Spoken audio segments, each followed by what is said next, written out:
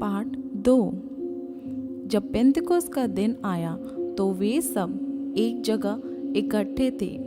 एकाएक आकाश से बड़ी आंधी की सी सनसनाहट का शब्द हुआ और उससे सारा घर जहाँ वे बैठे थे गूंज गया और उन्हें आग की सी जीभें फटती हुई दिखाई दी और उनमें से हर एक पर आ ठहरी।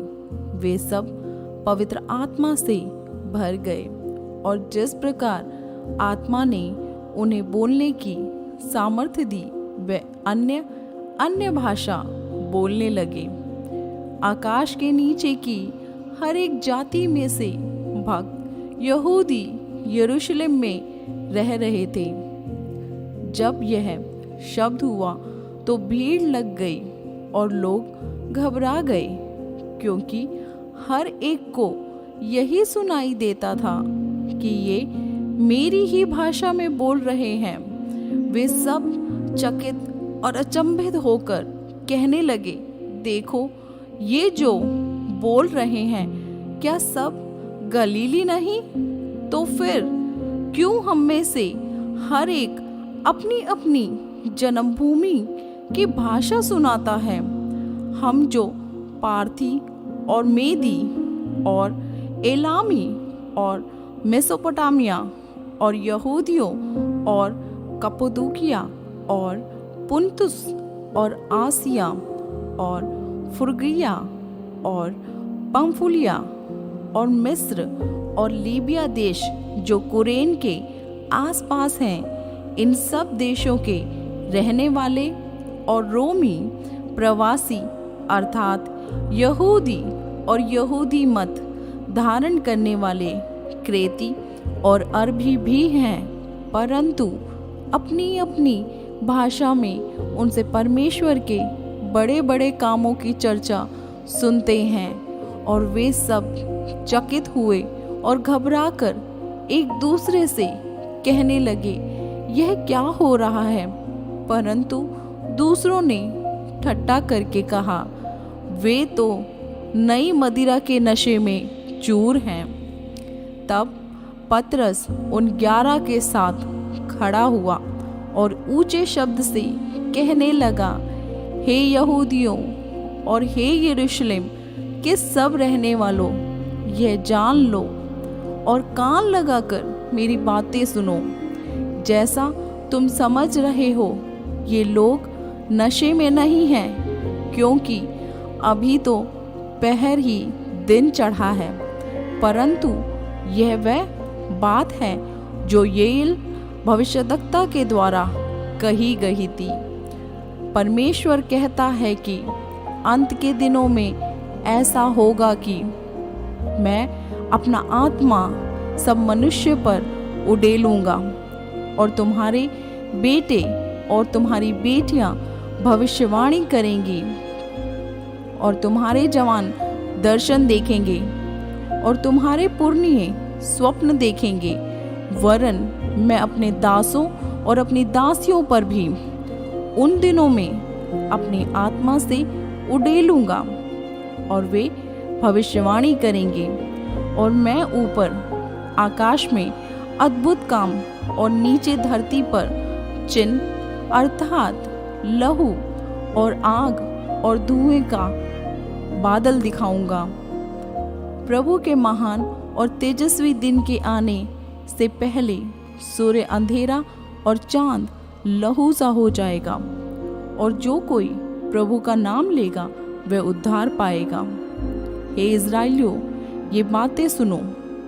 यीशु नासरी एक मनुष्य था जिसका परमेश्वर की ओर से होने का प्रमाण उन सामर्थ्य के कामों और आश्चर्य के कामों और चिन्हों से प्रकट है जो परमेश्वर ने तुम्हारे बीच उसके द्वारा कर दिखाए, जिसे तुम आप ही जानते हो। उसी यीशु को जो परमेश्वर की ठहराई हुई योजना और पूर्व ज्ञान के अनुसार पकड़वाया गया, तुमने अधर्मियों के हाथ से क्रूस पर चढ़ाकर मार डाला। परंतु उसी को परमेश्वर ने मृत्यु के बंधनों से छुड़ाकर जिलाया, क्योंकि यह अनहोना था कि वह उसके वश में रहता। क्योंकि दाऊद उसके विषय में कहता है, मैं प्रभु को सर्वदा अपने सामने देखता रहा, क्योंकि वे मेरी दाहिनी ओर है, ताकि मैं डिग न जाऊं। इसी कारण मेरा मन आनंदित हुआ और मेरी जीभ मगन हुई, वरन मेरा शरीर भी आशा में बना रहेगा, क्योंकि तू मेरे प्राणों को अधोलोक में ना छोड़ेगा और ना अपने पवित्र जन को सड़ने ही देगा। तूने मुझे जीवन का मार्ग बताया है। तू मुझे अपने दर्शन के द्वारा आनंद से भर देगा। हे भाइयों, मैं कुलपति दाऊद के विषय में मैं तुमसे साहस के साथ कह सकता हूँ कि वह तो मर गया और गाड़ा भी गया, और उसकी कब्र आज तक हमारे यहाँ विद्यमान है। वह भविष्यद्वक्ता था। वह जानता था कि परमेश्वर ने मुझसे शपथ खाई है कि मैं तेरे वंश में से एक व्यक्ति को तेरे सिंहासन पर बैठाऊंगा। उसने होने वाली बात को पहले ही से देखकर मसीह के जी उठने के विषय में भविष्यवाणी की ना तो उसके प्राण अधोलोक में छोड़ा गया और ना उसकी देह सड़ने पाई। इसी यीशु को परमेश्वर ने जलाया, जिसके हम सब गवाह हैं। इस प्रकार परमेश्वर के दाहिने हाथ से सर्वोच्च पद पाकर और पिता से वे पवित्र आत्मा प्राप्त करके जिसकी प्रतिज्ञा की गई थी, उसने यह उड़ेल दिया है जो तुम देखते और सुनते हो।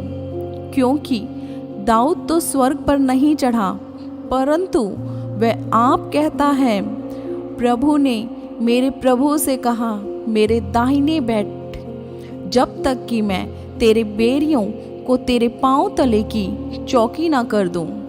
अतः अब इज़राइल का सारा घराना निश्चित रूप से जान ले कि परमेश्वर ने उसी यीशु को, जिसे तुमने क्रूस पर चढ़ाया, प्रभु भी ठहराया और मसीह भी।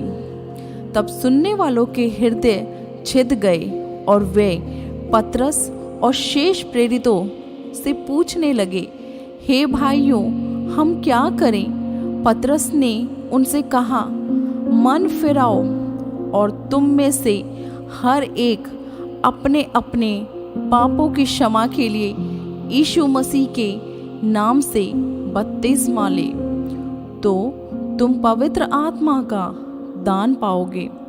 क्योंकि यह प्रतिज्ञा तुम और तुम्हारी संतानों और उन सब दूर दूर के लोगों के लिए भी है, जिनको प्रभु हमारा परमेश्वर अपने पास बुलाएगा।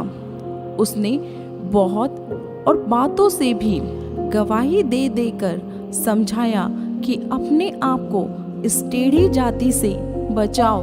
अतः जिन्होंने उसका वचन ग्रहण किया, उन्होंने बपतिस्मा लिया, और उसी दिन 3000 मनुष्य के लगभग उनमें मिल गए, और वे प्रेरितों से शिक्षा पाने और संगति रखने और रोटी तोड़ने और प्रार्थना करने में लोलीन रहे।